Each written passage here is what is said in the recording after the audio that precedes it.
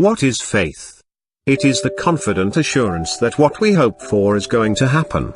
It is the evidence of things we cannot yet see. Hebrews 11. Everybody believes something.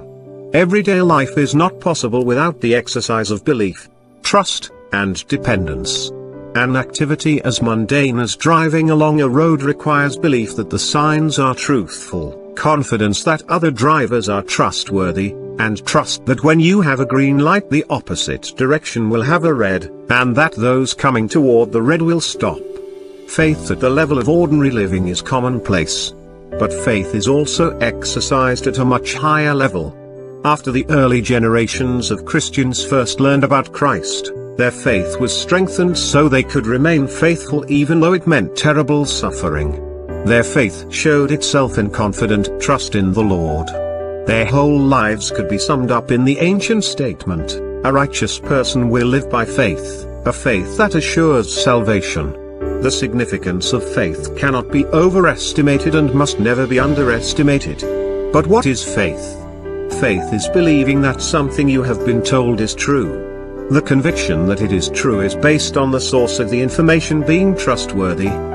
Trust is placed in that which is believed to be true, to such a degree that the believer begins to look forward to the actualization of that which is believed. In this way faith becomes the confident assurance that what is hoped for is going to happen.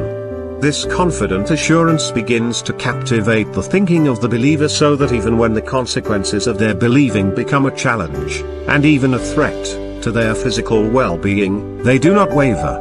They remain faithful. For those who are full of faith are, by definition, faithful. Should we be tempted to embrace the common philosophy that seeing is believing, we should remember that in fact, much of our seeing is determined by our believing. When Jesus walked on the water to the disciples, they did not believe in people walking on water, and who could blame them? But they did believe in ghosts. So what they believed determined what they saw. Believing was seeing. For faith is the evidence of things we cannot yet see. No human was present at the beginning of creation. No one saw what happened. So speculation and scientific exploration continue unabated to this day. But the believer accepts that it is by faith we understand that the entire universe was formed at God's command. The believer's life is all about believing in every dimension. The big issue is, who and what do you believe?